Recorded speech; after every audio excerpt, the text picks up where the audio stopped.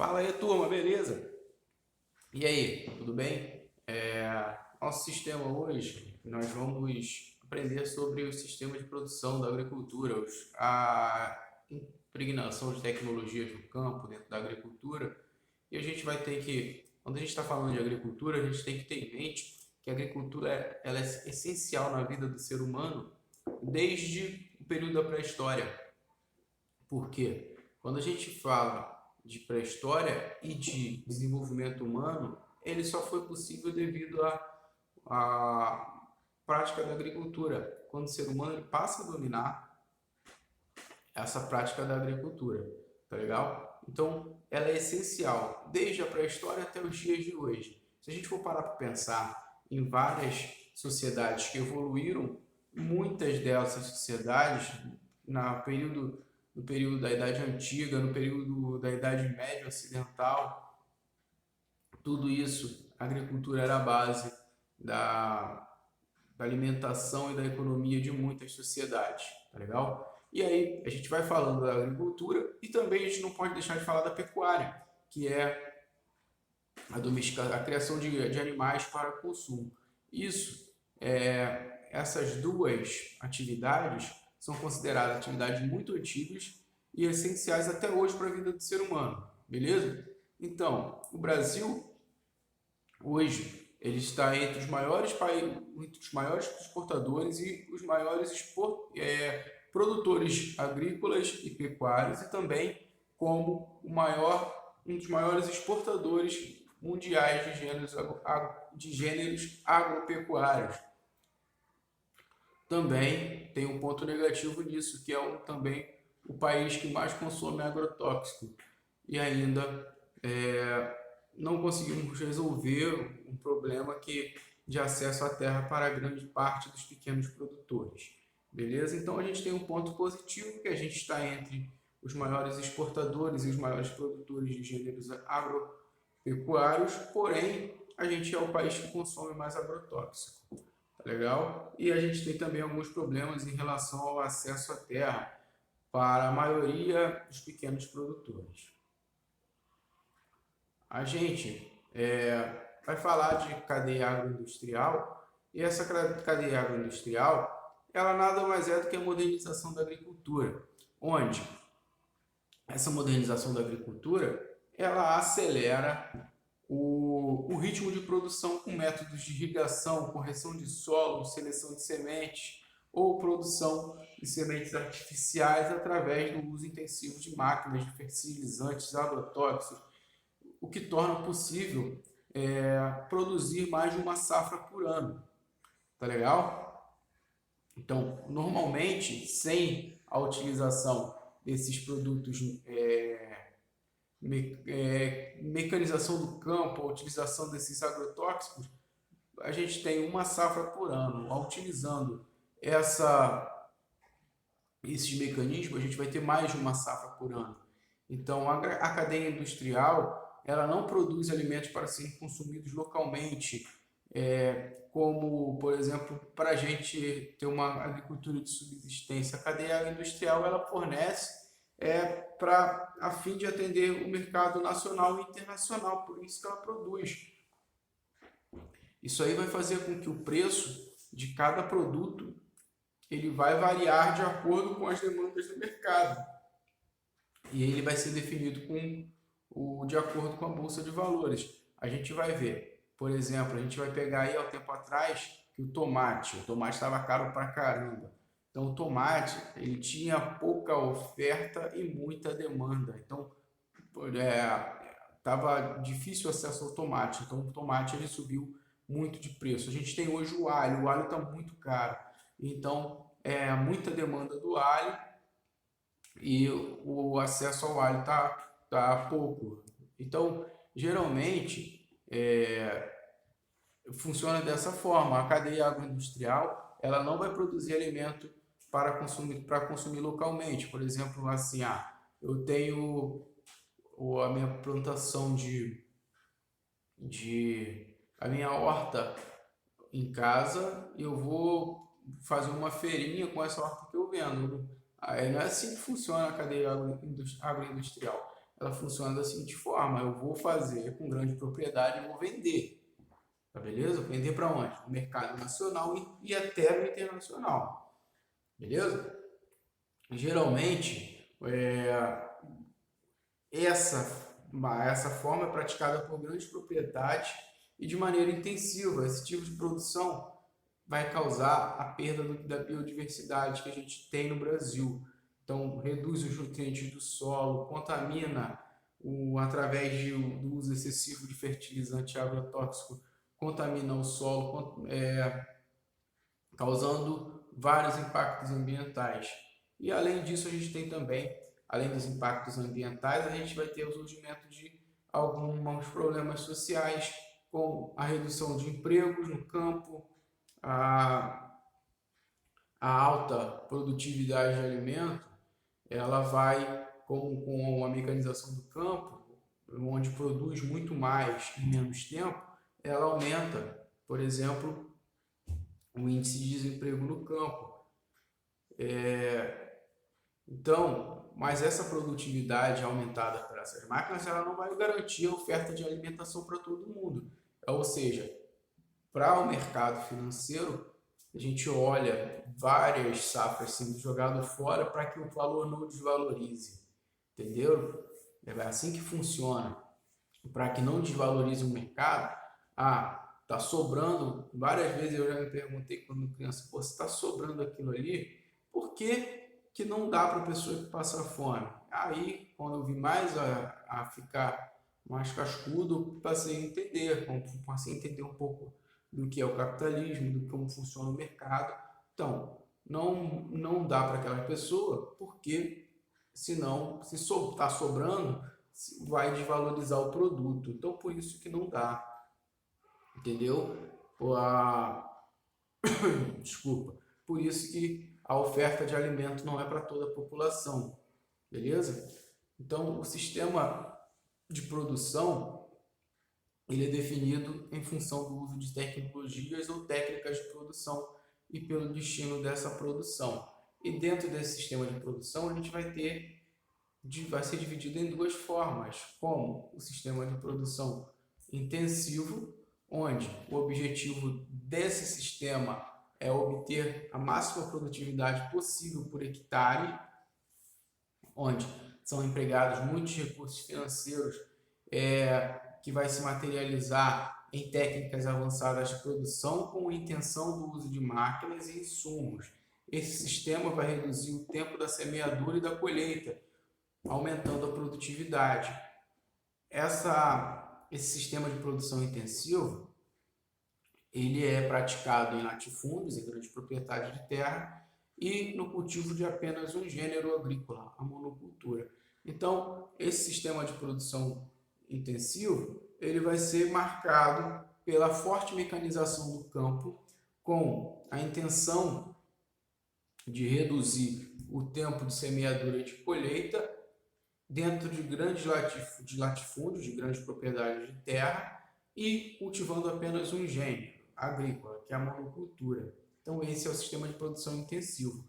Já o sistema de produção familiar, a gente vai ter o uso de técnicas tradicionais, aplicadas geralmente por poucas pessoas trabalham no sistema de produção familiar, quase sempre são membros da mesma família, vai ter pouca mecanização do campo, onde se cultiva diversos gêneros alimentícios. Então, a gente tem a policultura, não a monocultura, e em minifúndios, em pequenas propriedades. Ele apresenta menor produtividade que o sistema intensivo, porém tende a preservar os recursos naturais e provocar um menor impacto ambiental, porque ele usa menos produtos industrializados, utilizando menos agrotóxicos, menos insumos mecânicos. Então, ele tende a seguir o ritmo da natureza. E esse sistema de produção familiar ele é responsável por cerca de 70% da produção de alimento em todo o mundo, mas vem sendo ameaçado pelos complexos agroindustriais, que definem os preços, controlam tanto a produção de semente quanto o que deve ser produzido. Beleza? Então, o sistema de produção familiar a gente vai ter poucas pessoas trabalhando, uma menor mecanização do campo, a gente tem propriedades pequenas com variedade de produtos. Então eles optam por utilizar menos agrotóxicos, preservando os recursos naturais e provocando pouco impacto ambiental. Então, o intensivo é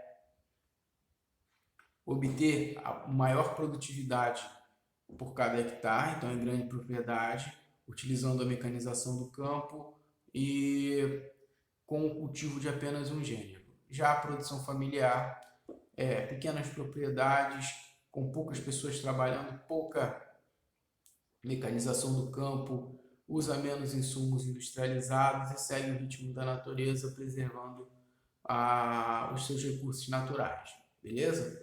Então, sistema de produção agrícola no Brasil. Até a década de 1950, havia técnicas mais tradicionais e expansão de novas áreas agrícolas. Após 1960, novas tecnologias começaram a ser aplicadas. Nos dias atuais, a produção agrícola brasileira apresenta elevado nível de modernização e está intensamente vinculada à indústria. A grande empresa agrícola. Nesse modelo de produção, existe uma separação entre os administradores do processo produtivo e os trabalhadores assalariados com regime de trabalho permanente ou temporário. O que quer dizer isso? Quer dizer que o cara que não é golfeira, por exemplo, o cara que planta, ele vai vender o seu produto na feira. Não, esses complexos agroindustriais, ele é uma empresa, onde tem administrador, tem gerente, tem responsável por cada setor, e o trabalho assalariado, ele fica cerca das pessoas que fazem o cultivo. Tá legal? Então, essa produção é direcionada aos mercados internacionais e nacional, tá? Agricultura intensiva. Apresenta alto nível de especialização, limitando-se a pouca cultura, está aí ao pouco cultivo de um gênero só em muitas propriedades, grandes propriedades de terra, o latifúndio, utiliza muita tecnologia para alcançar as altas taxas de produtividade. No Brasil, grande parte dessas atividades agrícolas integra complexas cadeias nas quais o setor primário se conecta com a indústria em todas as suas etapas de produção. O país é um dos principais exportadores de produtos agrícolas do mundo, com destaque para a soja, tá? Pega aí, soja, o milho, o trigo, o açúcar, o algodão, o café, a celulose, o etanol, suco de laranja. E segundo o IBGE, em 2017, a participação do agronegócio no PIB brasileiro, Produto Interno Bruto, chegou a quase 24%. Então, é quase um quarto da economia do Brasil, movido pelo agronegócio. Então, pega aí, a gente vai pegar os principais gêneros alimentícios produzidos no Brasil: a soja, o milho, o trigo, o algodão, o açúcar, o café, o cacau, a celulose, o etanol, o suco de laranja. Beleza? Então, no entanto, a entrada desses produtos em alguns mercados externos, como países da Europa e Estados Unidos, ele é impedido por causa de medidas protecionistas, como barreiras internacionais de importação, como, por exemplo, regras exigentes pra caramba que vão dificultar a entrada desses produtos brasileiros nos países europeus e nos Estados Unidos. Então, são medidas que vão encarecer o produto e, além disso tudo, o governo brasileiro é acusado por outros países de favorecer os produtores por meio de isenções fiscais e subsídios, o que barateia a produção brasileira. Então, o governo brasileiro ele dá subsídios para que esses agricultores brasileiros eles ganhem uma margem de lucro em cima, favorecendo a produção desses gêneros, beleza? Já a agricultura familiar no Brasil é praticada no meio rural em pequenas propriedades, principalmente por pessoas de uma mesma família cuja renda provém dessa atividade. Estão compreendidos nessa classificação os pescadores, os extrativistas, indígenas os quilombolas. Pode ser dois tipos, a que visa manter a família e utiliza em geral poucos insumos agrícolas e a mão de obra familiar, e a que tem como objetivo o comércio com o uso de técnicas mais avançadas e algum tipo de mecanização, como o trator. Nesse segundo caso, os produtos podem ser exportados por meio de cooperativas. Segundo dados do IBGE de 2006, 84,4% desses estabelecimentos rurais do país pertenciam a grupos familiares, ou seja, mais de 4 mil propriedades rurais distribuídas por mais de 80 milhões de hectares. Esse sistema de agricultura familiar é o que mais produz alimentos no país. Segundo dados de 2015 do IBGE, a agricultura familiar foi responsável por 70% da produção de feijão, 87% do cultivo de mandioca, 46% do de milho, 38% de café, 34% de arroz e 21% de trigo. Condições para a agricultura familiar. São pequenos proprietários, o que isso quer dizer? O próprio dono da terra que produz, com auxílio de familiares ou de poucos empregados. Arrendamento rural, o proprietário ele aluga sua terra, em alguns casos o pagamento pode ser feito com parte da produção.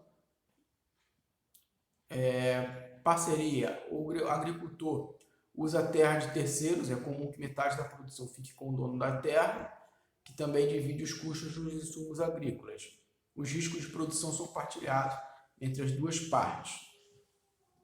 E poceiros ou ocupantes, são pequenos agricultores familiares que ocupam terras que pertencem ao Estado brasileiro ou terras improdutivas, das quais tomam posse, mas sem documentos que comprovem a propriedade do imóvel. O Instituto Nacional de Colonização e Reforma Agrária é o órgão responsável pela questão do acesso da posse da terra no país, como no caso de grileiros, que são pessoas que se apropriam ilegalmente de terras por meio de documentos de propriedade falsos. Esses são grileiros. Lembrem disso, que são grileiros. São pessoas que se apropriam ilegalmente de terras por meio de documentos falsos. Beleza? E assentamentos rurais, que são ocupação de parcelas de grande área rural desapropriada por ser improdutiva ou por ter dívidas com o Estado ou que pertencem ao governo. Então, grileiro, pessoas que se apropriam ilegalmente de terras por meio de documentos de propriedade irregular, ou seja, documentos falsos. E assentamentos rurais, são ocupação de parcelas, pessoas que vão ocupar uma grande área rural desapropriada por ser improdutiva ou por ter dívidas com o Estado, mas pertence ao governo. Beleza? E agricultura orgânica, que é um tipo de produção que não faz uso do agrotóxico. Esse tipo ele é muito comum a gente encontrar em algumas feirinhas orgânicas. Essa feira orgânica ela vem crescendo muito, vem ganhando muito mercado, tanto no Brasil como no mundo, porque é comprovado que o agrotóxico ele faz mal para a gente, beleza? É um dos maiores causadores do câncer no mundo, da propagação do câncer. Então, essa agricultura orgânica ela vem ganhando muito mercado. Então, esse tipo de produção agrícola, o adubo dela geralmente vem de esterco de animais, a água é usada em menor quantidade e a mão de obra ela é familiar. A sua certificação tem auxiliado na comercialização, que é o grande desafio desse setor. Por isso que os produtos orgânicos eles são mais caros, porque eles respeitam o ritmo da natureza, eles utilizam tudo natural, eles não utilizam nenhum tipo de agrotóxico. Então, por isso que isso é mais caro, porém é muito mais saudável. Beleza? A gente vai tentar encerrar nossa aula falando sobre os movimentos sociais no campo, que a gente tem hoje, até hoje muito forte, o MTST, que é o Movimento dos Trabalhadores Sem Terra, que surgiu na década de 80. Tá? E aí a gente vai ver a lei de terras, a gente vai começar falando da lei de terras de 1850, que vai determinar como a única forma de acesso à terra seria pela compra, ou seja, seria pela propriedade privada. Qual era o objetivo dessa lei de terras? Era impedir que, com a abolição do tráfico de escravos, com o fim da escravidão, nenhuma pessoa que fosse escravo e outros grupos sociais menos favorecidos, mais pobres, tivessem acesso à terra, se tornassem proprietários de terra. Então, essa lei de terra, ela vai restringir o acesso à terra a muita população. A maior parte da população não vai ter acesso à terra. Então, quando ele pega e fala, ó, a lei de terra é o seguinte, só quem tem renda é que consegue comprar terra. A terra não pode ser doada, só pode ser comprada. Beleza? Então, qual é o objetivo disso? Impedir que com os ex-escravos, os negros, tá? As pessoas negras, as pessoas de pele preta, tivessem acesso à terra. É isso, basicamente. Tá? Ao contrário de que ocorreu em outros países, no Brasil não houve uma ampla reforma agrária para garantir que pequenos produtores tivessem acesso à terra. Diante disso, há muitas décadas, trabalhadores rurais têm lutado por meio de importantes movimentos sociais para que não sejam expulsos do campo. O que seria uma reforma agrária? Reforma agrária seria uma forma de dividir da terra para aquelas pessoas, os produtores que não têm, beleza? Distribuir terras para as pessoas que não têm.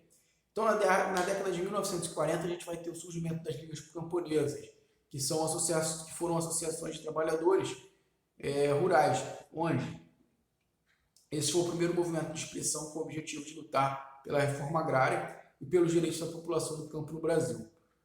Com o mesmo objetivo, a gente tem o surgimento, na década de 1980, do Movimento dos Trabalhadores Rurais Sem Terra, que é o MST ou MTST, beleza? Essa luta é uma luta por pessoas que não têm acesso à terra, tá? Então eles invadem, não é qualquer propriedade que invadem terras improdutivas do governo, terras de pessoas que têm dívida com o governo ou terras improdutivas.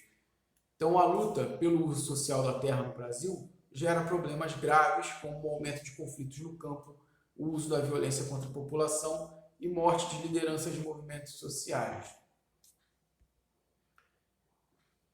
E a gente vê, a cada dia mais, a gente vê o surgimento de vários conflitos entre pessoas do agronegócio, grandes fazendeiros, com civilizações indígenas que mantêm os seus limites de terra, e esse limite de terra ele é cercado, preservado ambientalmente.